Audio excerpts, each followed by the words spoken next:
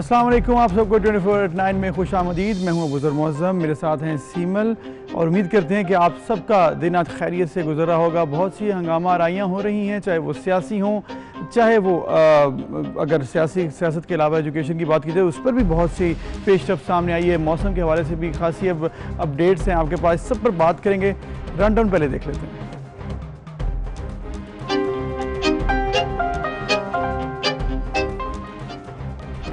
Hotel को गैर कानूनी तौर पर शराब का लाइसेंस जारी कराने का इल्ज़ाम, वज़ीर आला पंजाब उस्मान बुज़दार आज नैब में पेश होंगे।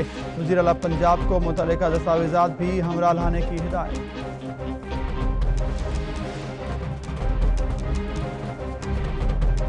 हमने तो बहुत सह लिया, बहुत बर्दाश्त कर लिया। आपको तो अपनी फिक्र करनी चाहिए।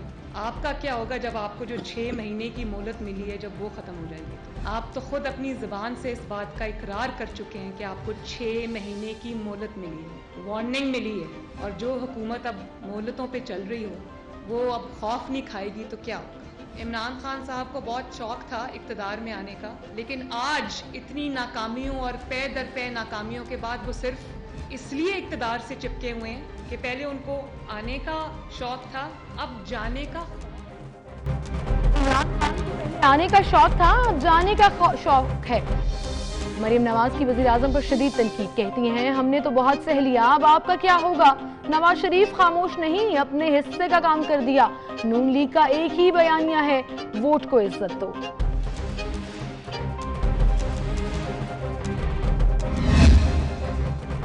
हम जो दवा इस्तेमाल करते हैं वो असल है या जाली, अब पता चलेगा। पाकिस्तान में भी अद्वियात का मयार जांचने के लिए मुल्क की पहली निजी टेस्टिंग लेबॉर्ट्री इस्लामाबाद में कायम।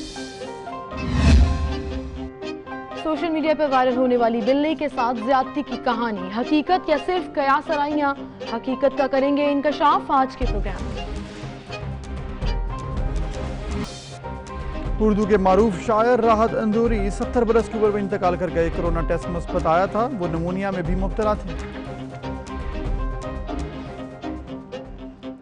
टॉप स्टोरीज आपने जानी और सबसे पहले बात कर लेंगे कल होने वाली हंगामा आराई की सूरत हाल के हवाले से। जो नैब के बाहर हुआ, पार्टी का एक ही बयान या वोट को इज्जत दो, ये तो मरियम नवाज ने कह दिया, लेकिन उससे कबल जो करीबन 2 घंटे 2.5 घंटे नैब दफ्तर के बाहर पथराव भी हुआ, आंसू गैस की शेलिंग भी की गई, लाठीचार्ज किया गया कारकुनों के ऊपर पुलिस की तरफ से, और कारकुनों की तरफ से भी पुलिस पर पथराव किया गया। तो ये पूरा सिनेरियो मैदान जंग बना रहा। मैं बिल्कुल, अब ऑब्वियसली ये अच्छे नहीं होते जब आप देख रहे होते हैं एज नाजरीन, आप देखते हैं कि इस तरह से हमारे यहाँ पर क्यों होता है। जब एक रूटीन की पेशी है, हुकूमत को भी चाहिए, इंतजामिया को चाहिए, इसको मामूल का एक काम रहने दें, क्योंकि पेश होना नैब पर, अदालत में पेश होना हमारे मुल्क में जब जब, चाहे वो सियासी हुक्मरान हो, चाहे वो हुकूमत में हो या फिर वो अपोजिशन में हो, ये हमने देखा है कि जब जब कोई पेश होता है तो इस तरह से मिसमैनेजमेंट देखने में आती है। लेकिन अबू सर, ये पहली बार नहीं हुआ। हमेशा कायदीन के साथ वर्कर्स आया करते हैं, चाहे वो अदालत में पेशी हो, हाई कोर्ट में या अदालत में पेशी हो, या उसके साथ साथ अगर आप देखें कि नैब के बाहर भी अगर एक बयानिया था कि हम पावर शो करेंगे या कारकुन वहां पर मौजूद रहेंगे, तो इससे किसी को कोई जिसे कहते हैं ना कि इनसिक्योरिटी नहीं होनी चाहिए थी। हाँ, ये बात बिल्कुल ठीक थी जब नैब ने ये कहा कि मरीम नवाज अपने काफिले के बगैर अंदर दाखिल होंगी, तो उसके ऊपर क्या सिनेरियो क्रिएट हुआ। लेकिन ये चूंकि इतना एक मेस क्रिएट हो गया था, पूरा मैदान जंग बन गया था कि नैब की तरफ से मरीम नवाज को कहा गया आप वापस चली जाएं। उस पर भी मरीम नवाज ने कहा कि मैं वापस नहीं जाऊंगी, मुझे बुलाया है तो बात सुनो। बाकायदा उन्होंने शॉट्स दिए और एक साल 1.25 साल की जो एक खामोशी का पीरियड चल रहा था वो बिल्कुल खत्म हुआ। कल ट्विटर पर उन्होंने अपनी बहुत सी ट्वीट्स भी किए और उसके साथ एक वीडियो भी शेयर की जो गाड़ी के अंदर के मनाजिर थे, वो भी आपने जरूर देखी होगी कि उनकी गाड़ी के शीशे के ऊपर क्रैक पड़ गया था, जिसको बाद में मुस्लिम लीग नून ने कहा कि उनको जानी नुकसान पहुंचाने की कोशिश की। जी बिल्कुल, ऑब्वियसली जब पथराव होगा तो फिर जानी नुकसान तो हो सकता है, और जिस तरह से कल मनाजिर देखने में आए हैं बड़े ही खौफनाक थे, ऐसा होना नहीं चाहिए। ऑब्वियसली तमाम जो देखने वाले थे परेशान थे, और इसकी वजह से जो आम शहरियों की ज़िंदगी पर असर पड़ा, ट्रैफिक ब्लॉक रही इतने घंटे, इसके साथ साथ जो वहाँ पथराव ज़हनी अजियत देखने में ये कोई अच्छे मनाजिर नहीं थे। बिल्कुल सही। इसी हवाले से हम बात करेंगे पाकिस्तान तहरीक इंसाफ से मुसर्रत जमशेद चीमा हमारे साथ मौजूद होंगी, क्योंकि आज के दिन इसलिए भी बढ़ जाती है कि आज वज़ीर आला पंजाब सरदार उस्मान बुज़दार को भी नैब ने तलब कर रखा है, जिस पर उन्होंने वाज़ेह तौर पर कहा कि मैं अपनी ज़ाती हैसियत से पेश हूँगा, कोई काफिला, कोई वजीर, कोई मुशीर मेरे साथ मौजूद नहीं होंगे, कोई तर्जुमान नहीं होंगे, कोई कारकुन नहीं होंगे, और मैं सरदार उस्मान बुज़दार वहाँ पर पेश हूँगा। और इसी के साथ साथ मुस्लिम लीग नून से हमारे साथ डॉक्टर समीना मतलूब मौजूद हैं, उन्हें भी हम खुशामदीद कहेंगे। अस्सलाम वालेकुम डॉक्टर साहिबा। वालेकुम सलाम, कैसी हैं? अल्हम्दुलिल्लाह बिल्कुल ठीक। बहुत शुक्रिया जी डॉक्टर साहबा। ये बताइएगा कि जो कल हुआ है ऑब्वियसली ये एक्सपेक्टेड तो नहीं था, लेकिन हो जाता है ऐसे जब हमने देखा कि कोई पेश हो हुक्मरान या फिर अपोजिशन की तरफ से अदालत में या नैब के ऑफिस, तो फिर इस तरह से अक्सर देखने में आया। कल जो हुआ आपको क्या लगता है कहाँ से ये मामला स्टार्ट हुआ, पथराव का जो मामला हुआ था? क्योंकि कारकुन आना कोई बड़ी बात नहीं है, कारकुनों के साथ ऐसा रवैया होना बहुत बड़ी बात है। एक तो एक्सक्यूज मी, आपकी आवाज कट के आ रही है। डॉक्टर साहिबा आपसे कल के सिनेरियो पे बात करना चाह रहे हैं, आप देखिएगा आवाज बेहतर हुई है? हाँ कुछ बेहतर हुई है जी। कल के सिनेरियो के ऊपर क्या कहिएगा? कल जो मैदान जंग बना रहा नैब के सामने का पूरा एरिया पुलिस की तरफ से कारकुनों की, उसके बाद गिरफ्तारियों का सिलसिला भी शुरू हो गया था, जिसके बारे में नून लीग की तरफ से कहा गया कि हमारे कारकुनों को छोड़ा जाए। क्या मुकदमा दर्ज हो गया नून लीग का?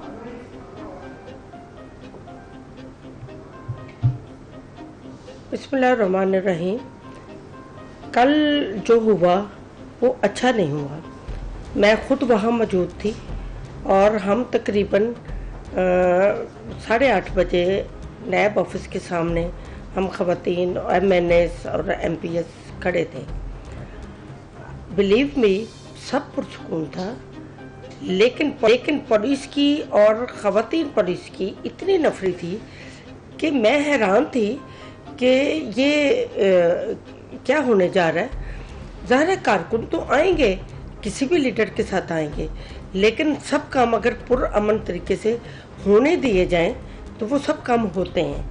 लेकिन मसला यहाँ ये था कि जैसे जैसे कारकुनों की तादाद बढ़ती गई, इनकी जो बाउंड्री जंगले लगे हुए थे वो कम से कम एक अपना 1/2 किलोमीटर के फासले तक थे नैब गेट के सामने से।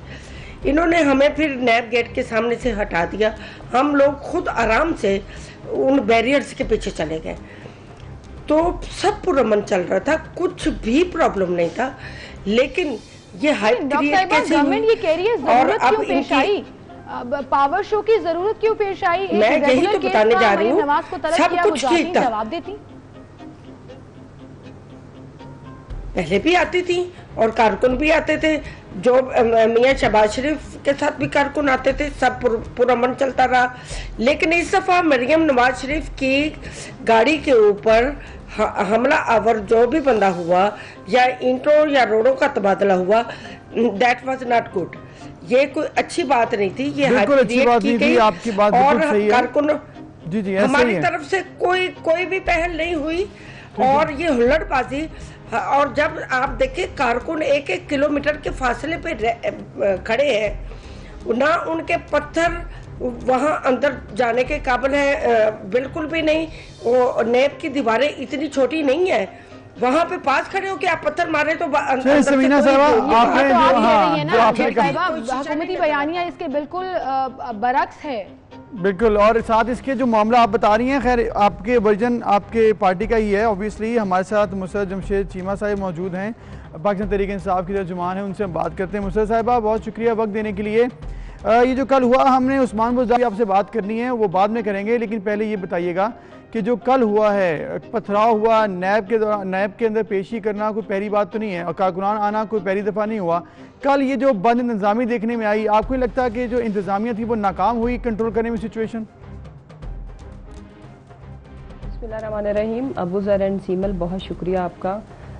कल का जो बलवा बोला गया है उसमें अगर आप मरियम की प्रेस कॉन्फ्रेंस को सुने, मरियम की उधर की जो स्पीच थी उसको सुने, तो आपको समझ आ जाएगी कि मरियम ने पाकिस्तान को खिलौना समझ रखा है और इस मुल्क के इदारे उसके खेलने के लिए। उसको ये बहुत ज़्यादा गुरूर और तकब्बुर और अना में डूबी औरत को इंतहाई गुस्सा था कि उसे नैब की जुर्रत कैसे हुई लेटर भेजने की, और अगर मुझे बुलाया है तो अब मैं ये करूंगी। बेसिकली ये रिवेंजफुल एक्ट था, ये इमेच्योर एक्ट थी, और ये जो मरियम का जो ज़हनी पस्ती है ये उसकी अक्कासी थी। कल ये पावर शो, ये नहत्ती जो पुलिस की हमारी कांस्टेबल, हमारे जो पुलिस पे वहां पे जो तैनात थे उनके ऊपर इन्होंने धावा बोला, उनको इन्होंने जख्मी किया। दर्जनों की तादाद में हमारे पुलिस के जो एहलकार हैं वो जख्मी हुए। ऐसा ही दावा कुछ बच्चियां भी हमारी कर रही है ना, मुस्लिम लीग नून के कारकुनान बहुत जख्मी हुए, ऐसी फुटेजेस भी मौजूद हैं। पुलिस ने तो सहाफियों तक को नहीं छोड़ा। मुसर्रत साहिबा, मैं हमारे सीमल कैमरामैन को लाठी चार्ज का निशाना बनाया गया, ये कहाँ का इंसाफ है? देखें, जहां तक कैमरामैन के साथ हुआ तो वो चूंकि इतनी ज्यादा इस तरह की हंगामा आराई में, और मैंने कल खुद भी वो फुटेज देखी, मुझे बड़ा अफसोस है, बड़े दुख की बात है। लेकिन जो इम्पोर्टेंट चीज है, देखें पुलिस का धावा आप तब कह सकते हैं जब पुलिस यहां से जाती उमरा जाती। देखें ये आए हैं इन शेप ऑफ अटैक, देखें बहुत सारी पेशियां होती रही, आज सीएम साहब की भी पेशी होनी है, शहबाज शरीफ की भी पेशियां हुई, लेकिन जिस नीयत और जिस इरादे से ये औरत प्लान करके आई थी ये इंतहाई खतरनाक है। ये एक जिम्मेदार एक लीडर का, इसको तो ये अपने आप को तो लीडर प्रिटेंड करती है, एक सियासी जमात की ये नायब सदर है, तो क्या मतलब इसकी जिम्मेदारी ये नहीं बनती कि वो अपने लोगों को इश्ताल दिलाती रही बाकायदा तौर पर? वो पहले जब उसको नैब ने कहा कि इस सिचुएशन में पेशी नहीं हो सकती बिकॉज अंदर जाके फसाद करने का इनका इरादा था, वो वापस आई और फिर उसके बाद जी बाकायदा वहां पे और बाकायदा इश्ताल अंगेजी करती रही। जी मुसर्रत साहिबा, आप बात कंप्लीट कीजिए। जी, तो मेरा जो मैं अर्ज कर रही हूँ सीमल एंड अबूजर, देखें हम जो लीडर अपने आप को कहते हैं, हमें ज्यादा जिम्मेदारी का रोल प्ले करना होता है, ना कि इस तरह की रिस्पॉन्सिबिलिटी। इस औरत को तो देख के लगता है इसको कोई मुल्क का छोटा सा इदारा, छोटा ओहदा भी नहीं देना चाहिए। तो जो ये ख्वाब देख रही है, ये तो एक दिन में अगर ठीक है, हम मुल्क को नहीं छोड़ सकते। कहा कि इस वक्त आपको लगता है, ऐसे आपकी पार्टी को ऐसे लगता है कि मरियम नवाज का यही इंटेंशन था, लेकिन मुझे ये बताइएगा कि ये पहली बार तो हुआ नहीं है जब हुक्मरान या फिर अपोजिशन की तरफ से कोई भी ऐसे बड़ा लीडर आता है तो ऐसे देखने में आते हैं मनाजिर के साथ, उनके कारकुनान होते हैं, उनको जोश दिलाते हैं, उसके साथ उनको सपोर्ट करने आते हैं। ये काम आपकी हुकूमत का था कि आप इस सिचुएशन को कंट्रोल करते, परसीव करते कि अगर ऐसा कुछ हो सकता है, प्रिवेंटिव मेजर्स लिए जाते। कुछ भी नहीं किया, उल्टा पथराव हुआ, लाठीचार्ज हुआ। ये आप सीखे नहीं हैं, इसका मतलब 2 सालों में कुछ भी कैसे चीजें मैनेज करनी चाहिए।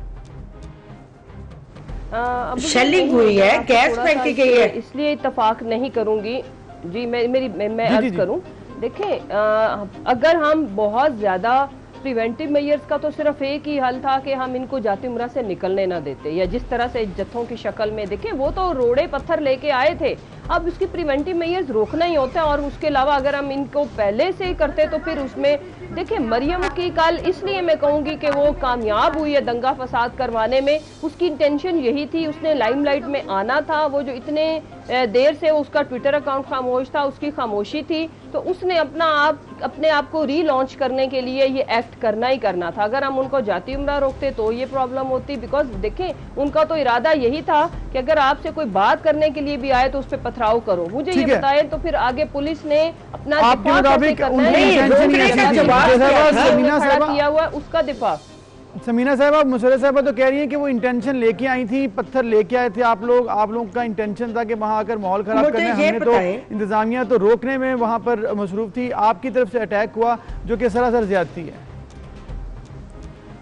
मेरी एक बात सुने, मैंने आपको फासला बता दिया कि तमाम के तमाम वर्कर जो थे, जो जितना भी रश था वो कहाँ खड़ा था, वो बिल्कुल भी नैब की अप्रोच से बहुत दूर था। मैं वहाँ पर्सनली मौजूद थी। बाकी रही बात ये इनके ये कहने की कि हम इनको जाती उम्रा रोकते थे, ये कौन होते हैं कारकुनों को रोकने वाले? ये इनको खौफ किस चीज़ का खा रहा है? मुझे ये तो सबसे पहले बताएं कि कौन से लीडर के साथ उनके कारकुन नहीं होते, और पहले भी पेशियाँ होती रही हैं, और कौन से ऐसे मसाइल पैदा हुए। ये अपने फेल्योर को तो कभी काउंट करेंगे ही नहीं। ये गवर्नमेंट करने में फेलियर, गवर्नेंस में फेलियर, और अब ये हर चीज़ को कंट्रोल करने में फेल। और आप ये बताएं, ये गैस तो हमारी तरफ से नहीं फेंकी गई थी, ये खतरनाक गैस का इस्तेमाल किया गया, शेलिंग का इस्तेमाल किया गया। क्या ये जायज मुशर्रफ साहिबा, शेलिंग का इस्तेमाल किया गया, पथराव किया गया दूसरों पे ब्लेम दे रहे हैं, और इसके साथ साथ वहां पर गैस का इस्तेमाल किया गया है। ये तो सही कह रही हैं समीना साहिबा कि पुलिस की तरफ से ऐसा तो किया गया ना? बिल्कुल किया गया। मैं आपको बता रही हूँ, हम अभी 8-10 खवातीन वहाँ खड़ी थी तो जत्थों पे साहिबा आपसे पूछा ये बात कि जिस तरह समीना साहिबा ने कहा है कि पथराव तो चलो अगर हुआ दोनों की तरफ से हुआ, शेलिंग तो आपने की ना? देखिए मेरी बात पथराव हमारी तरफ से हुआ ही नहीं किया। अच्छा ठीक है ना समीना साहिबा, वो देखा है सबने जो हुआ वहाँ पे। अच्छा, दूसरी जो मैं बात कर रही हूँ, मैं ये कह रही हूँ कि अगर प्रिवेंटिव मेजर्स की अगर हम बात करते हैं या प्रोएक्टिव अप्रोच की बात करते हैं तो फिर ये बनता था कि मैं ये नहीं कह रही कि हमने उनको रोकना था या रोका। पहली ऑप्शन ये फिर बनती थी ना कि हम जाति उमरा रोकते, तो उसमें भी उसकी कामयाबी थी। वो जो सीन क्रिएट करना चाह रही थी मीडिया पे कल अपने वर्कर्स को और पुलिस के जो मुल्क के इदारे थे उनको आमने सामने खड़ा करना, तो ये मरियम की पहली हरकत नहीं है। और मरियम अपने बाप की अच्छी जानशी साबित हो रही है। 1997 का किसी को भूला तो नहीं है जिस तरह बलवा किया था इन्होंने सुप्रीम कोर्ट के ऊपर, और सेम इन्होंने कल ये जो हरकत की है। देखिए इस्लामाबाद में पुलिस और कारकुनों में पथराव हुआ था, तो वो आप इस तरह से सियासी कारकुनों को इस तरह से नहीं रोक सकते। ये अपने ये तो कंटेनर पे बैठ के सीमल मेरी बात, अच्छा ये एक तो अगर हम बारी बारी बात कर लें तो ज्यादा बेहतर होगा सीमल। मुझे नहीं अच्छा लगता है कि मैं इनकी बात में बार बार बोलूं। अगर सवाल मुझसे पूछा तो मेरे से जवाब ले लें, अगर इन्होंने जवाब देने तो फिर इन्हीं से पूछ लें। जी अच्छा, बेसिकली मैं ये कह रही हूँ कि दो डिफरेंट सिचुएशंस हैं। देखिए वो एक तहरीक ये भी लेके निकले ना, मैं तो कह रही हूँ एक पॉलिटिकल स्ट्रेंथ शो करें, लेकिन हमें जब सुप्रीम कोर्ट बुलाएगी, हमें जब नैब बुलाएंगे, मुल्क के इदारे बुलाएंगे, तो हम वहां पे बलवा करने का राइट बिल्कुल नहीं रखते। हम क्या कर रहे, हम तमाम सियासी जमातें बाशमुल PMLN बाशमुल PTI, अगर किसी कॉज के लिए इनको लगता है कि कुछ गलत हुआ है तो ये मूवमेंट लेके निकले ना, जैसे बाकी जैसे मौलाना फजलुर रहमान निकले थे। भाई हमारा वो एक फर्क कॉज था, हम एक पूरी पॉलिटिकल मूव की थी। समीना साहिबा, अगर आप कोई इदारे बुलाएंगे तो हम ये बिल्कुल नहीं, हमारे पास इसका कोई आप बताइएगा सिचुएशन का देखने में आई है, वहाँ पर बहुत बड़ी तादाद में आपके कारकुनान मौजूद थे, लीडरान भी मौजूद थे, नून लीग की तरफ से बड़ा पावर शो था। लेकिन ये बताइएगा जो नून लीग के अहम ओहदेदार सदर नून लीग शहबाज शरीफ साहब चले उस वक्त तो नहीं थे जब नैब में पेशी हुई, लेकिन प्रेस कॉन्फ्रेंस के दौरान हमजा शहबाज शरीफ और इसके अलावा कोई ये क़यादत नजर क्यों नहीं आई? नहीं, हमजा शहबाज तो वैसे ही नैब की कस्टडी में है, वो बाहर हैं भी नहीं। और नवाब मियाँ शहबाज शरीफ की तो आपको पता है तबीयत जो है वो इतनी बेहतर नहीं है कि वो गैदरिंग में अब तो वो खुद भी पेश हो जाते हैं, तबीयत तो बेहतर है उनकी। आते बाकी सीनियर क़यादत हमारी साथ मौजूद थी, कुछ लोग इस्लामाबाद थे, चंद लोग इस्लामाबाद थे, लेकिन मेजोरिटी जो थी वो लाहौर पहुंची हुई थी। हम लोग खुद लाहौर थे, मैं खुद वहाँ थी। आप कौन लेकिन आपको पता है कि शहबाज शरीफ साहब की मैं बिल्कुल मौजूद थी और सारा कुछ मेरे सामने हुआ, सब कुछ मेरे सामने हुआ।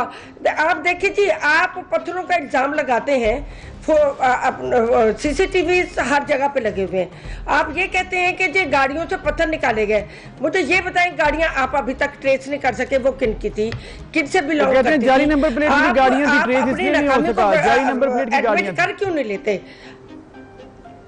नहीं, ऐसा कैसे?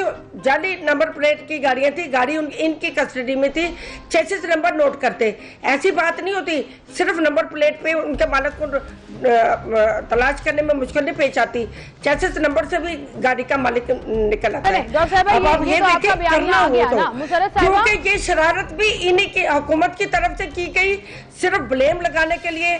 मरियम नवाज पे हमला किया गया ब्लेम लगाने के लिए, और ये सारी गेम जो है वो सारी गेम जो है ये और चलाई भी है, कोशिश कर रहे हैं जैसे इनको आदत है। डॉक्टर साहिबा एक सेकंड होल्ड कीजिएगा, कहानी घर लो और उसमें कायम रह जाओ। मुशर्रफ साहिबा आपकी तरफ मैं आऊंगी। ऐसी कोशिश तो हमने भी देखी है कि गाड़ी के बैक साइड पर पत्थर के भर के शॉपर रखे जा रहे हैं और वहां सरकारी फाइलें पड़ी हैं, पीछे कांस्टेबल खड़ा हुआ है, वो फुटेज में भी देखा जा सकता है। तो ये किसका प्रोपेगेंडा है और ये किसकी शरारत है? किसने होने दिया?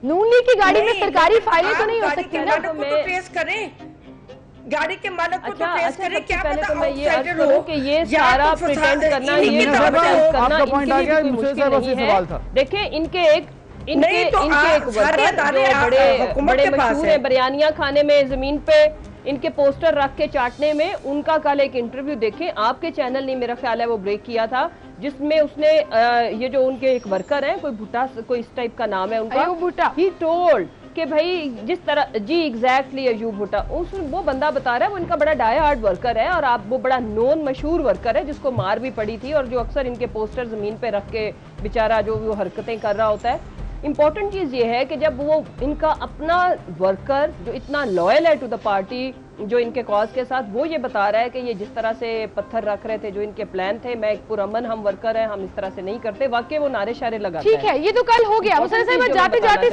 सिर्फ ये कहिएगा, आज वजीर आला पंजाब सरदार उस्मान बुज़दार नैब पेश होने जा रहे हैं, जाती हैसियत में पेश होंगे क्या वजीर आला बनकर? क्या वजीर आला बनकर पेश तो नहीं होंगे वो? बिल्कुल जाती हैसियत में पेश होंगे, बल्कि आप यकीन करें कि जाहिर है वो इतने बड़े सूबे के सीएम हैं, लोगों ने ये ख्वाहिश का इजहार किया कि हम साथ जाना चाहते हैं, तो जिसकी वजह से कल हमें भी मैसेज मिला कि हम कन्वे करें, हम कम्युनिकेट करें कि बिल्कुल भी किसी सूरत भी काफिले की शक्ल में नहीं जाना, वो अपनी एक जाती हैसियत में जाएंगे।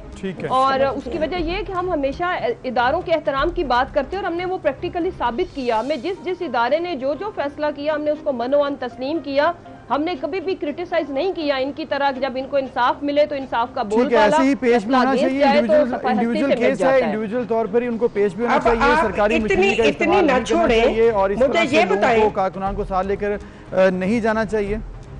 जी समीना साहब आप कुछ कह रही हैं? मेरी एक बात सुने, ये नैब तो इनके घर की बांधी है इस वक्त, तो वो ना भी लेके जाएंगे तो क्या फर्क पड़ता है? ये तो प्रिटेंड करते हैं हर बात को। मुझे ये बताएं, ये जब इन लोगों ने धरना दिया हुआ था उसमें क्या करते थे?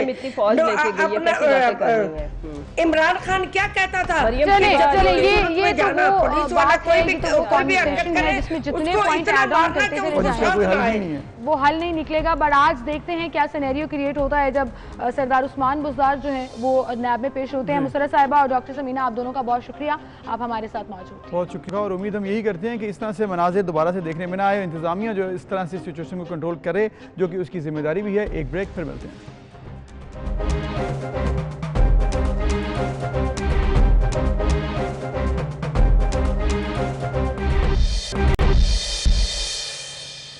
Welcome back. एक बार फिर से आपको खुशामदीद कहेंगे। और नाज़न, एजुकेशन सेक्टर में जहां तहरीक इंसाफ की हुकूमत का एक बहुत बड़ा ये नारा भी था, दावा भी था और वादा भी था कि यकसा निज़ाम तालीम मुतारिफ कराया जाएगा जो पूरे पाकिस्तान में एक ही कोर्स होगा, एक ही क्लास के लिए, एक ही ग्रेड के लिए, जिसको बहुत अप्रिशिएट भी किया गया, लेकिन वो कहाँ से इम्प्लीमेंट होगा ये एक बड़ा सवाल है। इसके साथ साथ ऑब्वियसली अभी 2021 तक क्लास 5 तक, उसके बाद 2022 तक क्लास 8 और उसके बाद 2023 तक जो है तमाम पूरे पाकिस्तान में एक कोर्स होगा। अच्छा, अब इसमें आप ये भी देखिए कि जो कोरोना की वजह से स्कूल डिलेज हो गए, ओपन होने में एक लंबा गैप आ गया और अब फरवरी मार्च तक थोड़ा टाइम रह गया है इस पूरे ईयर में, तो तमाम क्लासेस के इम्तिहानी निसाब को भी कम करने का फैसला किया है पंजाब हुकूमत ने। और इसमें जो क्लासेस के इम्तिहानी निसाब हैं उनको 2021 में कम किया जाएगा, फिर तमाम सिलेबस का 40 से 50% है वो कम कर दिया जाएगा। तमाम मज़ामीन का जो सिलेबस है वो जब पूरी टीचर्स मीटिंग बैठेगी और एजुकेशनिस्ट जो हैं वो डिसाइड करेंगे कि किस तरह से हम इसको कम करेंगे, और कम करने के बाद हर कोर्स के मखसूस और अहम मज़ामीन जो हैं वो सिलेबस का हिस्सा रखे जाएंगे और स्टूडेंट्स को for this year, for now वो पढ़ाया जाएगा। सो कैसे ये स्मार्ट सिलेबस इसको कहा जा रहा है, ये इम्प्लीमेंट होगा इसका, और किस तरह से ये पॉलिसी बनाई जाएगी, इस पर आज हम बात करेंगे। और ये भी देखेंगे कि स्कूल खुलने के बाद SOPs जो हैं उन पर किस तरह से अमल पैरा हो सकेगी, ये गवर्नमेंट करा सकेगी। हमारे साथ काजी नईम अंजुम साहब मौजूद हैं, सरबराह हैं पाक ऐवान तालीम के और कोऑर्डिनेटर हैं डिस्ट्रिक्ट रजिस्टरिंग अथॉरिटी के। अस्सलाम वालेकुम सर, क्या हाल चाल है सर आपके? Thank you so much sir आपकी तशरीफ़ आवरी के लिए। सबसे पहले तो आज के टॉपिक के बारे में ही, अबूज़र के जो इम्तिहानी निसाब कम किया जा रहा है सितंबर से फरवरी तक, चूँकि टाइम पीरियड कम है तो टेक्स्ट बुक्स को थोड़ा सा श्रिंक करके स्मार्ट सिलेबस बनाया जा रहा है। देखिए, डेफिनेट बात है कि जब ये 5 मंथ्स गुजर चुके हुए हैं और अगर हम सितंबर 15 जो डेट अनाउंस की गई है गवर्नमेंट की तरफ से, उसको स्कूल ओपन होते हैं तो 6 मंथ का अर्सा गुजर चुका होगा और बाकी 5 मंथ्स बाकी होंगे, चूँकि एग्ज़ाम जो है फरवरी में हो जाते हैं। तो उसके लिए सिलेबस को शॉर्ट करना एक ज़रूरत थी। तो गवर्नमेंट ने कल एक सोशल मीडिया पर काफ़ी ज़्यादा वो वायरल था कि इशू कर दिया है, लेकिन जो स्पोक्स पर्सन है टेक्स्ट बुक बोर्ड अथॉरिटी का, उन्होंने ये कहा कि ये अभी हमारी तरफ से नहीं है, लेकिन अगर कुछ हुआ तो थोड़ा बहुत चेंज होगा। जो किया गया है वो बड़ा अच्छा है कि उन्होंने जो जनरल सब्जेक्ट्स हैं उनका सिलेबस नियर अबाउट 50% कम कर दिया है, और जो साइंस सब्जेक्ट्स हैं जैसे मैट्रिक में फिजिक्स है, केमिस्ट्री है, मैथमेटिक्स है, बायोलॉजी है, कंप्यूटर है, तो इन सब्जेक्ट के लिए वो चीज़ें जो कि नेक्स्ट क्लास में रिक्वायर्ड नहीं थी वो 15 से 20% बनती हैं, उनको कट कर दिया। एक साल के लिए मिस आउट कर रहे हैं स्टूडेंट्स। हमने भी पढ़ा है, पूरी टेक्स्ट बुक पढ़ना एक और बात है, लिमिटेड कर देना उसको वो और बात है। तो ऐसा नहीं लगेगा कि स्टूडेंट का हर जो है, जैसे मैंने कहा कि 15 से 20% उन्होंने वो चीज़ें जो कि नेक्स्ट क्लास के लिए रिक्वायर्ड नहीं है, जैसे बच्चे ने बाद में FSC में जाना है, तो वो चीज़ें जो वहाँ नहीं ड्रॉप हो जाती हैं, सिर्फ उनको ड्रॉप किया गया है। इसके अलावा 85% सिलेबस एग्जिस्ट करता है उनका जो साइंस सब्जेक्ट्स हैं। कंपलसरी सब्जेक्ट्स में आप समझते हैं कि अगर 5 ऐसे हैं उसके बजाय 2 दे दिए गए, 10 स्टोरीज थी उसमें 3 दे दी गई, 10 लेटर्स हैं उसमें अगर 5 कर दिया गया, तो लेटर लिखने का तरीका तो बच्चे को आ गया, उसने सीख लिया, लेकिन उसके लिए ज़रा काम को कम किया गया ताकि वो 5 मंथ्स में बेसिकली ये जो इसके पीछे वजह है वो ये है कि कोरोना की वजह से जो टाइम कम मिला आपको, या कोई और ये कोई लंबा इसको प्रोसेस भी लेके जाने वाले? कोरोना की वजह से चूंकि टाइम 5 मंथ्स रह गए हैं, 1 ईयर का सिलेबस है, उसको कम तो ये जो कंपनसेशन है कि अगले साल इसको एडजस्ट किया जाएगा कोर्स को जहाँ जहाँ अभी कमी हुई है?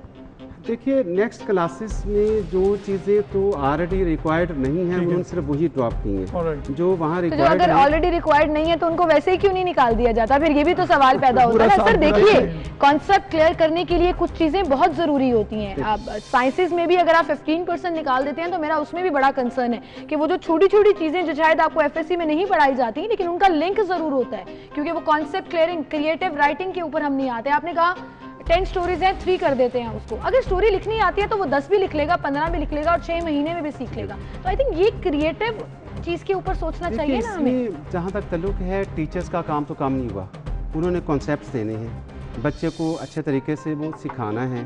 नंबर 2, और प्राइवेट सेक्टर का जहाँ तक ताल्लुक है, उन्होंने ये जो ऑनलाइन स्टडी थी उसके ज़रिए अपने बच्चों को 40 से 50% सिलेबस मुकम्मल करवा दिया हुआ है। उनका फर्स्ट टर्म एग्जाम्स भी हो रहे हैं, लेकिन गवर्नमेंट के लिए एक मसला था, उनके लिए ऐसा मैनेज नहीं किया जा सकता था।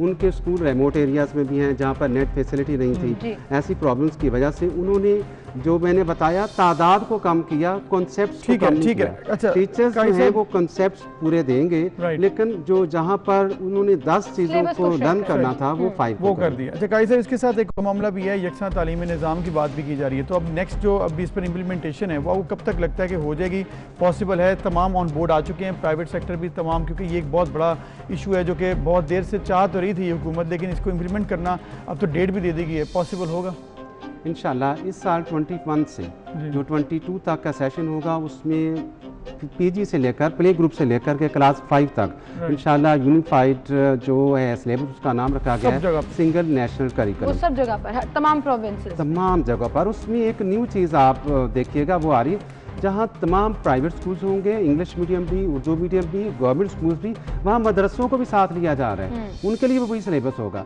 शायद हमारे लिए ये न्यू नहीं होगा क्योंकि इससे बेस बनाया गया है 2006 के नेशनल करिकुलम को, जिससे ये आगे कुछ डेवलप किया गया। एंड ये तो बड़ा वी रियली अप्रिशिएटेड, यकसा निज़ामी तालीम तो होना चाहिए। अब साथ ही साथ ये भी कहिएगा 15 सितंबर से एक्सपेक्टेड है कि स्कूल्स ओपन हो जाएंगे, कैसे मेक श्योर करेगी गवर्नमेंट के SOPs को फॉलो करें? और कोरोना के अभी ओवर तो नहीं हुआ क्योंकि एग्जिस्ट तो करता है, तो हमें अपनी एहतियातें तो पूरी रखनी है। बच्चे कैसी ये एहतियातें पूरी करें? देखिए जब हम सिचुएशन को, मौजूदा सूरत हाल को देखते हैं तो इंशाल्लाह बड़ा शोर हो रहा है कि 15 सितंबर तक स्कूल ओपन हो जाएंगे, क्योंकि इस वक्त जो तमाम बिजनेस, तमाम किस्म के काम जो है वो शुरू हो गए हैं, तो कहीं भी कुछ ऐसी सूरत हाल नहीं आई कि वो कुछ बढ़ने की तरफ गया हो।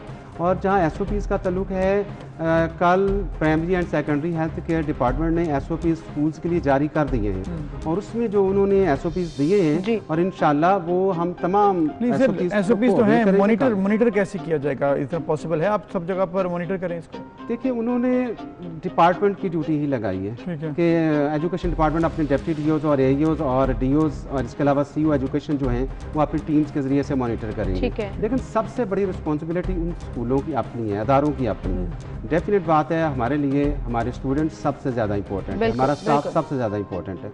उनके लिए जो कुछ भी ज़रूरत है हम उसे ज़रूर करेंगे। और गवर्नमेंट लेवल पर कौन करेगा जी? गवर्नमेंट स्कूल्स में कौन करेगा? गवर्नमेंट स्कूल्स में उनकी अपनी टीमें जो होंगी, उनके स्कूलों के जो सरबराह, जो हेडमास्टर और प्रिंसिपल वो रिस्पॉन्सिबल होंगे। जहाँ पर केस अगर नजर आए तो फिर उसको सील और बंद करने का भी कहा गया है कि ये कोऑपरेशन। देखिए, जहाँ तक इस चीज़ का ताल्लुक है, जब भी कोई भी काम किसी भी किस्म का हम कानून के मुताबिक नहीं करते तो ऐसी सूरत में कानून के मुताबिक फिर कार्रवाई होती है, लेकिन इंशाल्लाह ऐसा मौका नहीं आएगा इंशाल्लाह। एंड वी रियली होप कि गवर्नमेंट कामयाब हो तमाम SOPs को फॉलो कराने में। थैंक यू सो मच काजी साहब, आप हमारे साथ मौजूद थे। हम चलते हैं एक ब्रेक की तरफ, फिर हाजिर होंगे।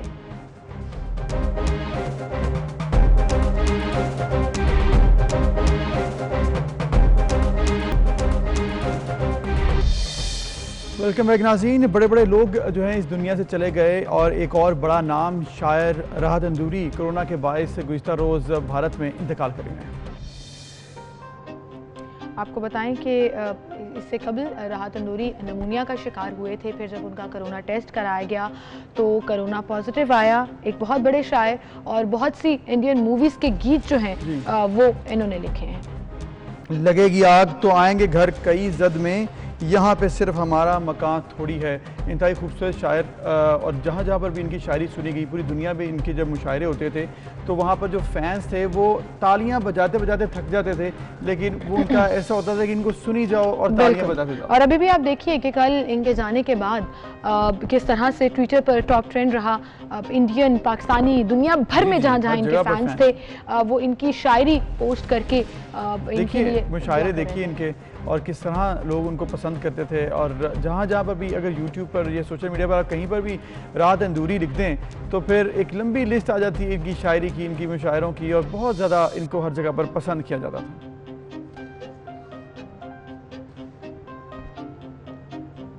इसी के साथ एक ब्रेक की तरफ चलते हैं, फिर हाजिर होंगे।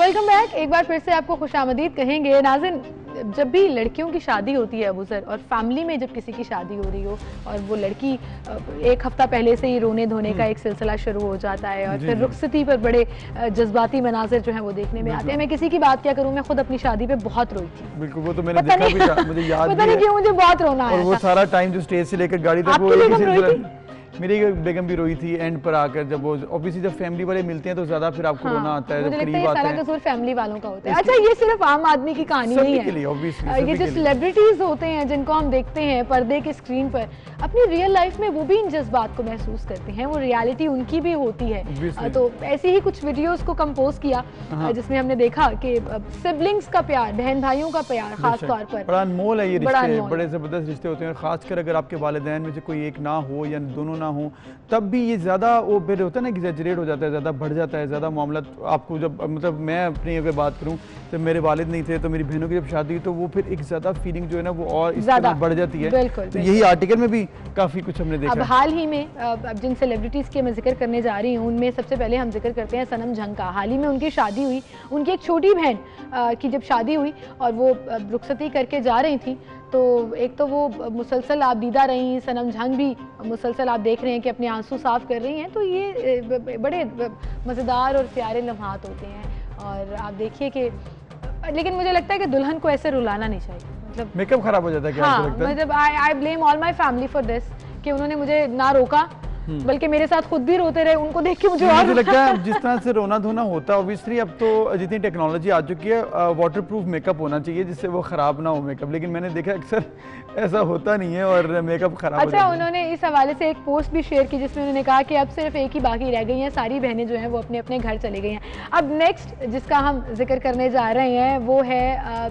सजल अली। हाल ही उन्हीं की शादी हुई है और वालिदा के इंतकाल के बाद, वही मैंने कहा ना, वालिदा के इंतकाल के बाद वो ज्यादा हो जाते हैं। अपने छोटे बहन भाइयों के लिए उनकी माँ जैसी मोहब्बत जो है वो मौजूद ही थी। अब उनकी रुखसती जब हो रही थी तो सजल अली के जो भाई हैं अली सैयद, उनके साथ एक तस्वीर जो है वो सामने आई कि दोनों जो हैं वो रो रहे हैं, जज्बाती हो रहे हैं। ऑल्दो सबको पता होता है कि भाई अगले दिन वापस भी आ जाना है, मिलने मिलाने का सिलसिला भी रहेगा, लेकिन वही बात कि एक तो पेरेंट्स में से कोई एक ना हो तो वो बड़ा ये एक इमोशनल टाइम होता है और वो बात नहीं रहती ऑब्वियसली जब एक बहन है आपकी या बेटी आपके घर पे होती है। और इतना इमोशनल पोस्ट किया सजल अली के भाई ने कि चली ससुराल आंखों में पानी देके, तो वो मुझे बड़ा क्यूट लगा। बहन भाइयों का प्यार अल्लाह ताला ऐसे ही सलामत रखे।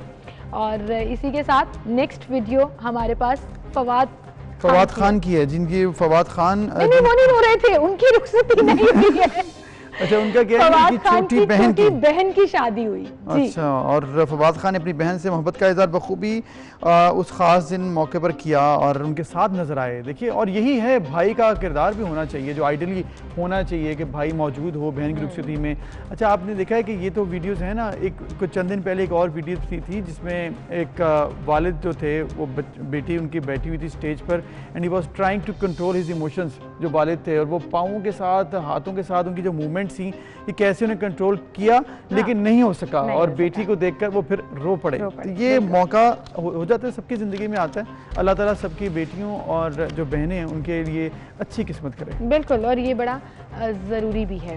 इसी के साथ चूँकि कुछ फ़न मोमेंट्स होते हैं और हम पूरी तैयारी करते हैं कि आपके साथ शेयर करें और इस पर बात करें, और ये जो वीडियोस दिखाने का मकसद भी ये था कि आप अपना अपना सिनेरियो याद करें कि तब कहाँ क्या कब किस वक्त क्या हुआ था। बिल्कुल, अब ये इस तरह से सब सिचुएशन जो देखने में अक्सर शादियों में होता क्या है कि शादियों में ना जब आपके रिश्तेदार आते हैं वो फिर आकर जब स्टेज पर जाना उसे देख के ज़्यादा रोना आ जाता है कि ये पता नहीं ये आखिरी दफ़ा मिल रहे हैं। अच्छा, एक तो ये रोना हो गया। दूसरा, मैंने कल एक वीडियो देखी, मुझे इतना प्राउड फील हुआ पाकिस्तान के ऊपर कि हमारी एक बहुत ही प्यारी सी नन्ही सी सिंगर है हदिया हाशमी, जिन्होंने बहुत ज़बरदस्त गाना गाया है।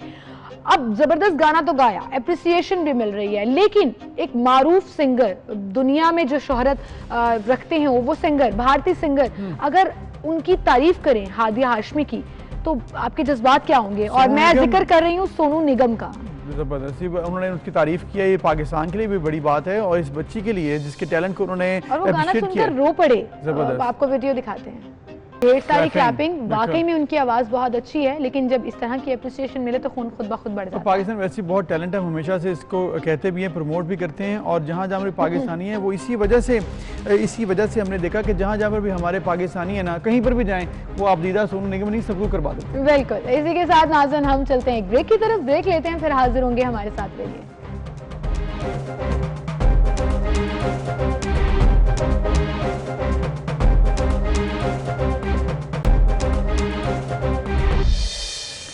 वेलकम बैक नाज़रीन। पाकिस्तान में हम जो अद्वियात इस्तेमाल करते हैं वो अक्सर हमें उस पर शक रहता है कि ये अद्वियात जाली हैं या असली, क्योंकि पाकिस्तान में जाली चीज़ होना कोई अजीब बात नहीं है, बहुत पॉसिबिलिटी होती है। अच्छा, जाली ना भी हो, प्योर हो या ना हो, ये एक बड़ा सवाल होता है। तो ये सब चीज़ें हमें देखना होंगी और इसके लिए पाकिस्तान में पहली निजी टेस्टिंग लेबॉर्ट्री इस्लामाबाद में कायम की गई है, जो कि बहुत बड़ी बात है। और इससे ये होगा कि वो जो लेबॉर्ट्री है वो ये टेस्ट कर पाएगी कि ये जो अद्वियात हमारे पास हैं, ये जो प्रेजेंट की गई हैं, इनमें कोई फेक चीज़ तो नहीं है, कोई मिक्सिंग तो नहीं है, इसके स्टैंडर्ड जो हैं, जो इंटरनेशनल स्टैंडर्ड है उस पर ये पूरा उतरती है या फिर नहीं। ये वक्त की अहम ज़रूरत भी थी लेबॉर्ट्री। और अबूज़र, आपको भी याद होगा कि जब भी कोई बाहर जाता है और मतलब मेरी तो प्राइम जो रिक्वेस्ट होती है उनसे ये होती है कि मेरे लिए ये बेसिक मेडिसिन जो हैं जो ओवर द काउंटर मिल जाती हैं वो भी क्वेश्चनेबल होती हैं। तो वो प्योरिटी हमारी मेडिसिन में क्यों नहीं है, और अगर नहीं है तो क्या उसको पकड़ा जा सकता है या नहीं, ये एक बड़ा सवाल। और अब ये जो आलमी मेयार की लेबॉर्ट्री बनी है,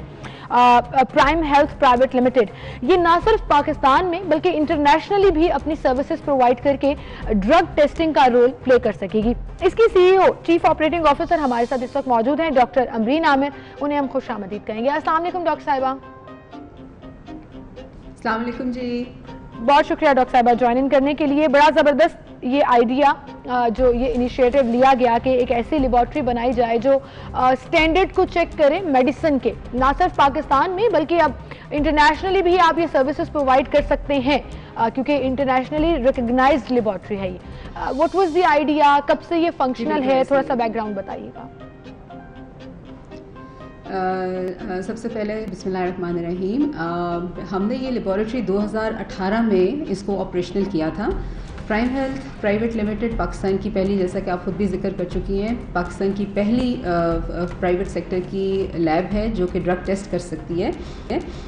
इसको हमने WHO से प्री क्वालिफाई कराया था अप्रैल 2020 में, तो लिहाजा अप्रैल 2020 से हम इस कैपेसिटी में हैं कि हम ना सिर्फ निजी कंपनियों की, इंटरनेशनल NGOs की, लोकल NGOs की, बल्कि हम इंटरनेशनल फार्मास्यूटिकल इंडस्ट्री को भी ये सर्विसेज प्रोवाइड कर सकते हैं कि वो अपनी ड्रग टेस्टिंग हमसे करा सकें जी। इसको हमने इनफैक्ट इंटरनेशनल गाइडलाइंस को फॉलो करते हुए हमने इसको पूरा, इसकी जितनी भी स्ट्रक्चर है, जितनी भी इक्विपमेंट इसमें यूज़ की गई है, वो सारी इंटरनेशनल गाइडलाइंस के हिसाब से है। हमने सारी इक्विपमेंट जर्मनी और जापान से इंपोर्ट की थी और उसका ख़ास ख्याल ये रखा गया था कि इसके अंदर मौजूद जितना भी सॉफ्टवेयर वो यूज़ हो रहा है वो FDA के फेडरल कोड ऑफ रेगुलेशन के साथ मुताबिकत रखता हो।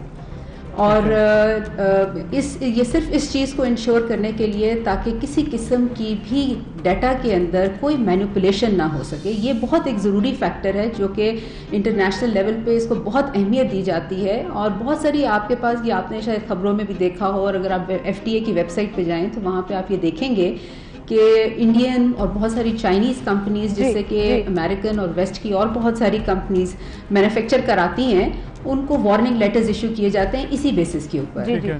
तो अब माशाल्लाह अब हम इस कैपेसिटी में हैं कि हम, आपने जैसा अभी जिक्र किया, to gauge the quality of drugs, that is very important if you want to provide quality medicine to the public of Pakistan. Is again जी, ये बताइएगा कि ये जो प्रोसेस है क्या होगा कि तमाम जो अद्वियात हैं वो ऑटोमेटिकली आपको प्रेजेंट करने के लिए कोई सिस्टम है, या फिर जो कोई खुद आएगा वॉलंटरली चेक करवाने के लिए वही आ सकता है, या कोई प्रोसेस होगा ताकि गवर्नमेंट भी आपके साथ कोऑर्डिनेट करके अद्वियात को पास करवा सके कि ठीक है कि नहीं? बिल्कुल जी, बिल्कुल। पब्लिक प्राइवेट पार्टनरशिप में हम बिल्कुल काम कर सकते हैं, इस कैपेसिटी में हैं कि हम गवर्नमेंट को फैसिलिटेट कर सकें कि हम उनको किसी की वो टेस्टिंग कराना चाहते हों, कोई ऐसा उसको इंडिपेंडेंट एक और उसका वो लेना चाहते हों, सर्टिफिकेट लेना चाहते हों, वो डेफिनेटली हमसे हम कोऑर्डिनेट कर सकते हैं। इसके अलावा ये कि हमारा वेबसाइट के ऊपर हमें अप्रोच किया जा सकता है।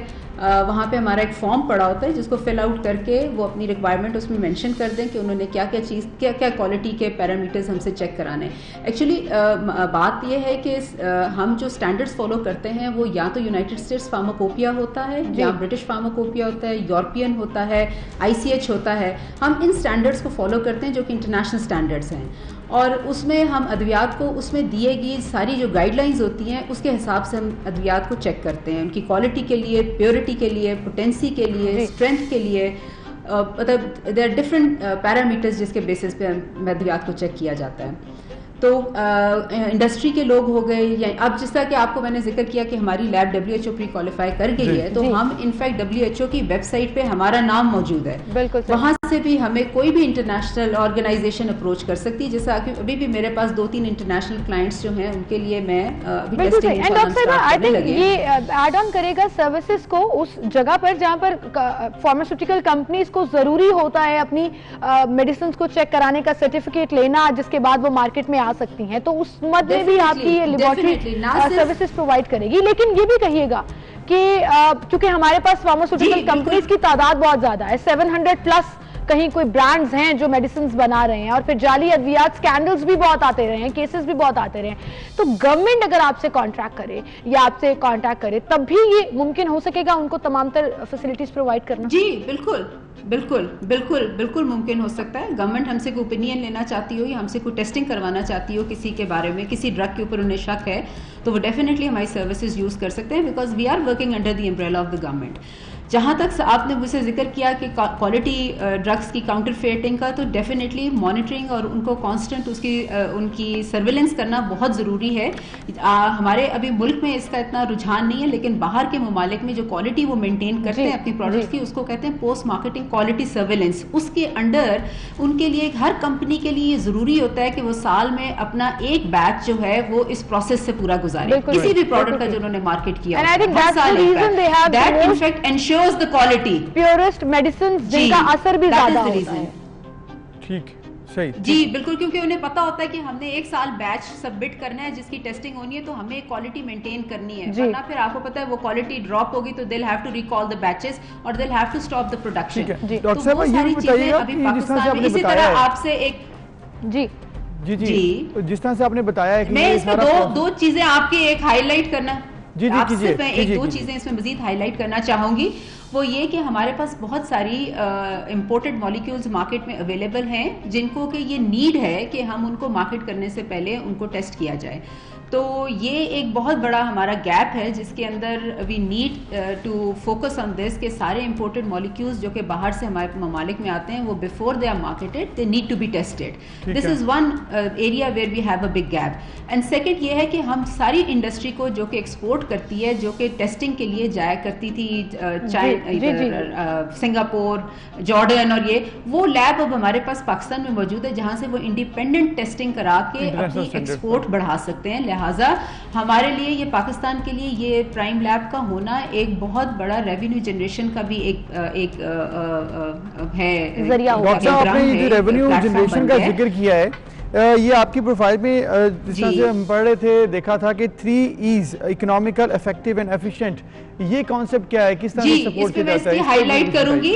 आपको पता होगा कि वेस्ट से और अमेरिकन, कैनेडियन, यूरोपियन बहुत सारे ममालिक हैं जो कि अपनी मैन्युफैक्चरिंग और टेस्टिंग इंडिया, बांग्लादेश, चाइना से करवा रहे हैं, जिसको कि जेनेरिक ड्रग्स की मैन्युफैक्चरिंग वो इन कंट्री से कराते हैं बिकॉज यहाँ पे लेबर कॉस्ट कम है। वो चीज गैप हमारे मुल्क में बहुत ज्यादा है because they are not coming to us. तो ये इंटरनेशनल कराने का मकसद सिर्फ ये था कि हम उन क्लाइंट्स को भी अट्रैक्ट कर सकें ताकि वो अपनी टेस्टिंग हमसे ज्यादा ऑन इकोनॉमिकल, एफिशिएंट एंड उसको क्या कहते हैं, इफेक्टिव मीन्स से उनकी टेस्टिंग हो सके उनकी ड्रग्स की। जो सहूलत वो इंडिया, चाइना और बांग्लादेश से ले रहे हैं वो पाकिस्तान से भी ले सकते हैं। बिल्कुल सही। और आई थिंक ये एड ऑन करता है आपके ओवरऑल इमेज को भी कि इंटरनेशनली भी वी हैव सच प्लेटफॉर्म्स जहां पर हम इंटरनेशनली सर्विसेज प्रोवाइड कर सकते हैं, वो चाहे किसी भी प्राइवेट सेक्टर के लिए हो, UNDP के लिए हो, यूनिसेफ के लिए हो, USAID के लिए हो, क्योंकि तमाम we are in the capacity. बिल्कुल, और ये बड़ा जरूरी भी हो जाता है। अच्छा, साथ ही साथ इन दी एंड मैं आपसे एक सवाल जरूर पूछना चाहूंगी कि आम आदमी के लिए, आम आदमी की अवेयरनेस के लिए क्या आपका ऐसा कोई प्लान है कि अगर आप प्राइवेटली या गवर्नमेंट की कोलैबोरेशन से यहाँ पर किसी पर्टिकुलर कंपनी या ड्रग को टेस्ट करते हैं और उसका जो सर्टिफिकेट आता है क्वालिटी वो ठीक है या गलत है, that is another debate, but क्या आप उसको पब्लिक करेंगे या क्या आप उसको अपनी वेबसाइट पर डालेंगे ताकि पीपल वुड नो कि ये ऑथेंटिक मेडिसिन है एंड अप्रूव्ड बाय लेबोरेटरी, तो हमें ये यूज करनी चाहिए? जी देखिए, उसका तरीकाकार तो बेसिकली यही है कि हम जब कोई टेस्टिंग करते हैं और हमारी अगर कोई ऐसी चीज़ आती है तो we immediately inform drug regulatory authority of Pakistan, because और वो फिर इस कैपेसिटी में है कि दे कैन जो भी मैन्युफैक्चरर है उसको वो, हाँ जी, उसको वो मेडिसिन की रिकॉल या उसको वो पूरा बैच जो कि सर्कुलेट कर रहा है मार्केट में वो उसको रिकॉल किया जाए। ठीक है, बहुत शुक्रिया आमिर साहब, थैंक यू। बड़ा अच्छा कॉन्सेप्ट है, बड़ा अच्छा ये बड़ी अच्छी कोशिश है जो कि पाकिस्तान में बेहतरी की तरफ जाएगी। मुझे मजा आता है कि क्यों हम दुनिया की तरफ देखें कुछ भी कराने के लिए, अगर इंटरनेशनल स्टैंडर्ड की चीजें हमारे यहाँ पर अवेलेबल होंगी इससे फायदा इंटरनेशनल भी लोगों को होगा, बल्कि सिर्फ पाकिस्तानियों को नहीं, इंटरनेशनल भी। और पाकिस्तान में भी आहिस्ता आहिस्ता चीजें आ रही हैं सामने कि आपकी टेस्टिंग हो, फूड टेस्टिंग के लिए जो लैब्स बनी है वो भी बहुत अच्छी चीज़ है। इसी तरह अद्वियात की जो टेस्टिंग हो रही है ये भी बहुत जरूरी है। बिल्कुल, इसी के साथ हम एक ब्रेक की तरफ चलते हैं, दोबारा हाजिर होंगे, हमारे साथ रहिए।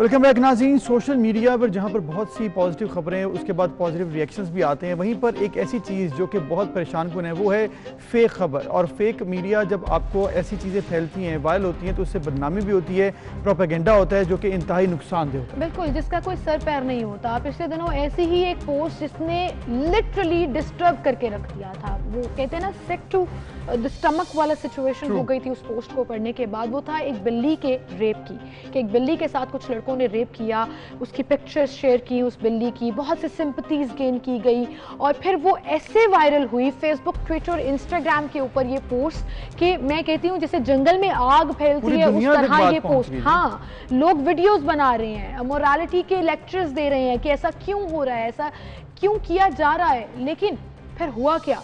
फिर ये हुआ कि मैं थोड़ा सा इस पे ऐड ऑन करना चाहूँगी कि वकार ज़का की मैंने एक पोस्ट देखी जिसमें उन्होंने कांटेक्ट किया था इस बंदे से जिसने ये पोस्ट लगाई कि आप मुझे इन्फॉर्मेशन प्रोवाइड करें, हम इसको लीगली परसू करेंगे। तो उन्होंने कहा कि नहीं, हम अपना लॉयर खुद कर लेंगे, डॉक्टर की आइडेंटिटी भी नहीं बताएंगे, हम खुद ही इसको देख लेंगे। तो फिर ये क्वेश्चन रेज होना शुरू हुआ कि अगर आपने सब खुद ही करना था तो फिर इसको सोशल मीडिया पर वायरल क्यों किया गया। उसके बाद hats off to the FIA team, specially cyber wing, जिन्होंने इस मामले को टेकअप किया and they took their time. पूरी इन्वेस्टिगेशन के बाद अब ये मामला क्लियर हो गया है कि वो सब के सब झूठ था, वो प्रोपेगेंडा था, कहीं कोई बिल्ली का रेप नहीं हुआ है। कितनी ज्यादती की बात है। मतलब आप अपनी सोसाइटी में इस तरह की खबरें फैलाएं और उसके बाद आप बदनाम करें अपने लोगों को, जिनके ऊपर आप इल्जाम लगा रहे हैं उनके साथ तो ज्यादती है ही, बट ओवरऑल सोसाइटी का जो इम्पैक्ट है वो बड़ा जैसे कहते हैं ना दर्दनाक भी था और खौफनाक भी था। सबसे पहले इस स्टोरी में जो अबूजर डॉक्टर हैं, डॉक्टर खलील, जिन्होंने बिल्ली को एग्जामिन किया था, उनका क्या कहना है? पहले बताया गया था कि उन्होंने क्या कहा कि उन्होंने कहा रेप हुआ है, लेकिन असल में जब उनका बयान सामने आया तो उन्होंने क्या कहा, जब हकीकत सामने आई वो आपको दिखाते हैं। जी अस्सलाम वालेकुम, मैं डॉक्टर खलील मोहम्मद बात कर रहा हूँ और मैं KM पेट्स क्लिनिक मुस्लिम टाउन में रन कर रहा हूँ। और आज मैं जिस चीज़ पर मुखातिब हूँ वो kitten rape case, एलिज्ड kitten rape case है जो, और वो केस मेरे पास ही आया था, मैंने वो अटेंड किया था और उसका फिजिकल एग्जामिनेशन के बाद जो भी उसका यूरिनरी ट्रैक्ट का इन्फेक्शन था वो ओनर को ब्रीफ करने के बाद जो भी उसका प्रोसीजर था, उसकी जो ट्रीटमेंट थी वो की गई। उसके बाद सोशल मीडिया के थ्रू पता चला कि उस केस को रेप डिक्लेयर कर दिया गया है और उसमें मुझे बेस बनाया गया है कि डॉक्टर ने टेस्ट किए हैं और चेकअप से रेप डिक्लेयर किया है।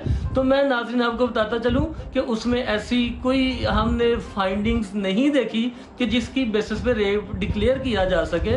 मैं जो उसके होल हैं, जो रेक्टल और वजाइनल, मैं आपको बताता चलूं इतने छोटे होते हैं कि जब हमने रूटीन में भी एनिमल का जो टेम्परेचर चेक करना होता है तो वो इतने छोटे होते हैं, उसमें थर्मामीटर इंसर्ट करना भी बहुत मुश्किल होता है। और कैट का अपना बिहेवियर, आप में से जितने लोग हैं वो जी, डॉक्टर की एक्सप्लेनेशन और ये वीडियो भी जो है वो शेयर की गई FIA साइबर विंग के डिप्टी डायरेक्टर की जानिब से उनके ट्विटर हैंडल पर। जब कल उन्होंने ये ट्वीट किया तो मैंने भी उसको पढ़ा और देखा जब उन्होंने एक्सप्लेन किया कि कोई किटन गैंग रेप नहीं हुआ था। और जब लोगों ने इवन कमेंट्स में उनसे पूछा कि सर आर यू श्योर, तो उन्होंने कहा कि मैंने पर्सनली इस मामले को टेकअप किया है और मैंने पर्सनली इन्वेस्टिगेट किया है। उनका ट्वीट भी आपको दिखाते हैं स्क्रीन पर, जिसमें उन्होंने ये कहा कि इस तरह की फेक खबरें नहीं फैलानी चाहिए, प्रोपेगेंडा नहीं करना चाहिए। बिल्कुल। और जब उन्होंने ये ट्वीट किया तो बहुत से पाकिस्तानी इस बात पर थोड़े से अब मुतमईन हो गए कि अल्हम्दुलिल्लाह अभी बात यहाँ तक नहीं है कि इस तरह से बदनामी हो पाकिस्तान की। उनको रोकने वाले और इसको बात को बताने वाले भी अभी मौजूद हैं। आसिफ इकबाल जैसे लोग जो कि बताते हैं कि पाकिस्तान में इस तरह से जो फेक खबरें फैलाते हैं उनको भी कला कमा करना बहुत ज़रूरी है। तो आसिफ इकबाल साहब cyber crime wing FIA Lahore से हमारे साथ मौजूद हैं, उनसे हम बात करते हैं। अस्सलाम वालेकुम आसिफ इकबाल साहब। जी वालेकुम सलाम। सर, उम्मीद है आप खैरियत से होंगे। पिछले दिनों खबरें आ रही थी कि आप you were down with corona, लेकिन अल्हम्दुलिल्लाह यू रिकवर्ड। जी अल्हम्दुलिल्लाह, सबकी दुआओं से अल्लाह ताला का बहुत करम हुआ और रिकवर कर लिया काफ़ी सारा। अल्हम्दुलिल्लाह, ताला जी आपको सेहत दे और सब लोगों को इस बीमारी से महफूज करे। आसिफ साहब, ये मामला टेकअप किया अपने आपके विंग ने और रिसर्च किया, डिटेल में इन्वेस्टिगेट किया, बताइएगा प्रोसेस कैसे आप पहुँचे इस हकीकत तक कि ऐसी कोई बात नहीं थी, गैंग रेप नहीं हुआ था कैट रेप के हवाले से? अच्छा, सबसे पहली चीज तो ये थी, कुछ चीजें बड़ी अपीलिंग होती हैं जब आप किसी चीज को लेके चलते हो।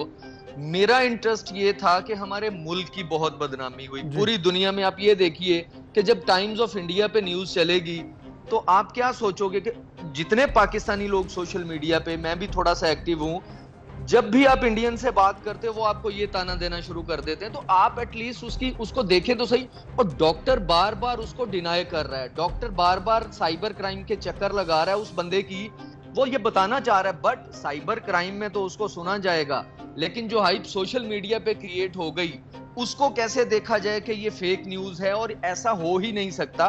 देखिए बड़ी सिंपल, डॉक्टर साहब ने खुद आके ये बयान दिया कि सर ऐसा मुमकिन ही नहीं है कि कोई मेल कर सके इस तरह की हरकत, फिजिकली और मेडिकली ऐसी चीज मुमकिन नहीं है। अच्छा, दूसरी चीज, वो कहते हैं कि मैंने मेडिकल चेकअप किया, उसको वाकई प्रॉब्लम था किटन को, और वो उसकी ब्लीडिंग भी थी, उसकी पस भी थी, वो सारा कहते हैं मैंने इलाज किया। और 2 माह की आप यहां से अंदाजा करें कि टोटल 2 माह उसकी एज है उस किटन की। और जो बच्चों की वीडियोस जो हमने देखी जो शरारतन बनाई गई थी, देखें वो शरारतन बनाई गई पे हम इसलिए कन्विंस्ड हैं कि मैंने इन डॉक्टर साहब के अलावा और बहुत सारे डॉक्टर से राय ली। वो कहते हैं जी ये मुमकिन ही नहीं है कि कोई मेल इस तरह की हरकत कर सके, तो मतलब वो शरारत ही होगी। तो जब ये चीज सामने आई, वो 3 साल पहले की वीडियो है बच्चों की जो उन्होंने शरारतन बनाई, की किटन की टोटल एज 2 महीने है। बिल्कुल ठीक। अच्छा आसिफ साहब, ये कहिएगा कि ये जो पूरा एक जैसे कहते हैं ना जंगल में आग की तरह ये पोस्ट फैल गई और नेगेटिविटी वैसे ही बहुत ज्यादा अट्रैक्ट करती है ऑडियंस को, तो वो अब वायरल तो हो गई, आपने अब क्लियरेंस दे दी और आपने अपना प्लेटफॉर्म दिया उन डॉक्टर साहिबान को, हमने कोशिश की कि उनका बयानिया चलाएं ताकि ज्यादा से ज्यादा लोगों को ये भी पता लगे that this was all fake. But इसकी सजा क्या है? अब इसको लीगली आप परसू कैसे करेंगे? जिन लोगों ने ये पोस्ट इनिशियली शेयर की उनको कैसे पकड़ा जाएगा? और ये पकड़ना बहुत जरूरी है। देखें जी, डॉक्टर साहब ने अपनी तरफ से कंप्लेंट कर दी है। हमारे साइबर क्राइम एक्ट जो है उसका सेक्शन 20 है जो इस पे अट्रैक्ट करता है, जो जिसमें हम इसको डील करते हैं। 2 लोग, एक तो डॉक्टर खलील कंप्लेंट उन्होंने कर दी जिसपे इंक्वायरी अभी चल रही है। एक इंक्वायरी जो है वो ऑलरेडी हो चुकी जिसमें ये सारा फेक डिक्लेयर हो गया। अभी देखें, मैंने कल अपने ट्विटर पे भी लगाया था कि ये मेरा पर्सनल अकाउंट है और मैं साइबर क्राइम अवेयरनेस के लिए इसको यूज करता हूँ। ये ऑफिशियल वर्डिक्ट नहीं है साइबर क्राइम का, बट ऑफिशियल भी आ जाएगा इंशाल्लाह। और दूसरा, वो जो बच्चा है वो जिसको बदनाम किया गया कि उसने ये सारा कुछ किया है, उनको चाहिए, उनको मैं कहूंगा कि वो साइबर क्राइम में आके उन लोगों के खिलाफ कंप्लेंट करें जिन्होंने ना सिर्फ इनको बदनाम किया, लेकिन आसिफ साहब होगा क्या इनके साथ अगर वो कंप्लेंट करते हैं? जो मुजरिम हैं जिन्होंने ये गलत किया है, इल्जाम लगाया, एक प्रोपेगेंडा किया, पाकिस्तान को बदनाम किया, किसी इंडिविजुअल को नहीं, पाकिस्तान की बदनामी हुई, उनकी सजा क्या होगी अगर उनको पकड़ लिया जाता? देखिए 3 साल की इसकी सजा है जी, 10 लाख रुपए तक का जुर्माना, और ये दोनों भी हो सकते हैं जो हमारे एज पर साइबर लॉ है जी। अच्छा, मुझे अब ये कहिएगा आसिफ साहब कि इस तरह की चीज़ों को रोका कैसे जा सकता है? क्यों नहीं FIA खुद टेकअप कर लेता इस तरह के इश्यूज़ को कि जब तक इन्वेस्टिगेशन नहीं होती है, अनटिल प्रूवन, कोई भी उठकर किसी भी किस्म की वीडियो और पिक्चर्स लगा देते हैं। अब इसी पोस्ट का अगर हम जिक्र कर लें, मुझे याद है कि इनिशियली जब पहली पोस्ट ये आई थी, there was this group on Facebook जहाँ ये शेयर की गई थी और फिर उसके बाद वायरल होना शुरू हुई। उसके नीचे किटन्स की पिक्चर्स, फिर उसकी वो डॉक्टर्स की जैसे कहते हैं ना वो जो डॉक्टर्स की चीजें होती हैं उसके अंदर ब्लीडिंग वाली पिक्चर्स वगैरह, वो सब दिखाया। मतलब मैक्सिमम सिंपैथी गेन करने की कोशिश की विद द फेक पोस्ट। इसको कैसे अब एक्सप्लेन करेंगे? हमें लोगों को ये भी तो बताना है this was all a propaganda. जी बिल्कुल, आपकी बात बिल्कुल ठीक है।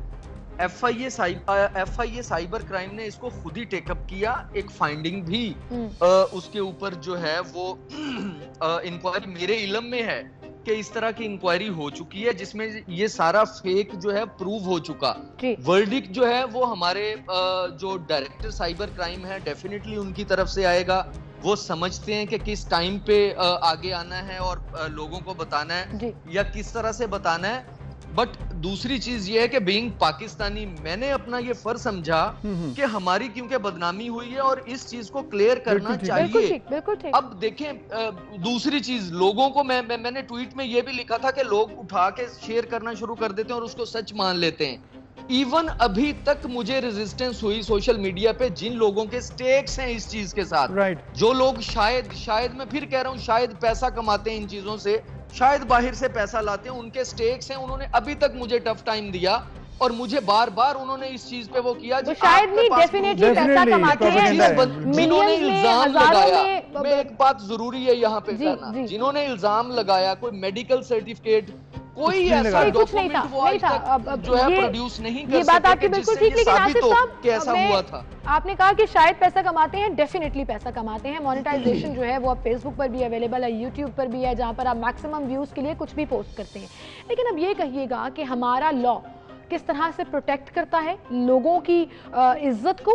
ऑल्सो अगर आप फेक पोस्ट करते हैं और वो पकड़ी जाती है, प्रूव हो जाती है कि ये फेक पोस्ट है, ये गलत चीज है, उसकी सजा एक बार फिर बता दीजिए ताकि लोगों को थोड़ा सा ये ख्याल हो कि अगर रिपोर्ट हो गया तो फिर सजा भुगतनी पड़ेगी। देखिए साइबर क्राइम में डिफरेंट सेक्शंस लग सकते हैं फेक पोस्ट पे, ठीक है।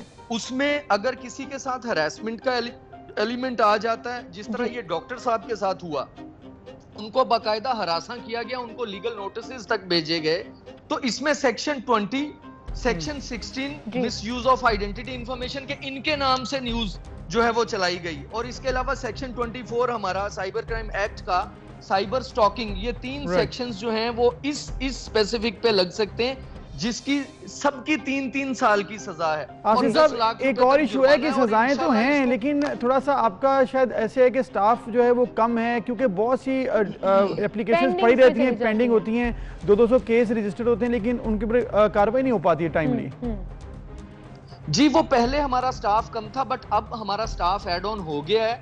अब जो डिले हो रहा है जी, हमारे पास सिर्फ लाहौर के अंदर आप ये देखिए कि 6-7 माह के अंदर 14,000 एप्लीकेशंस आ चुकी हैं। और अगर हमारे 20-25 ऑफिसर्स के साथ 14,000 एप्लीकेशंस को, ठीक है, नंबर्स काफी ज्यादा हैं, कंप्लेनेंट काफी ज्यादा हैं, लेकिन ह्यूमन रिसोर्स लिमिटेड होने के बावजूद आप लोग एप्लीकेशंस को सौता हैं, मामलात को, तमाम इश्यूज को टेकअप कर लेते हैं, तो ये बड़ा जरूरी भी और अच्छा इकदाम भी है। Thank you so much Asif साहब फॉर बीइंग विद अस। आज के लिए इंशाल्लाह ताला हमने जो बात टेकअप की है वो बड़ा ज़रूरी है। आप भी अगर कभी देखें तो इस चीज़ का ज़रूर ख्याल रखिए कि फेक चीज़ को मजीद आगे मत बढ़ाइए जब तक आपको कंफर्म ना हो। इंशाल्लाह कल सेम टाइम पर मिलेंगे, अपना ख्याल रखिएगा, अल्लाह हाफिज़।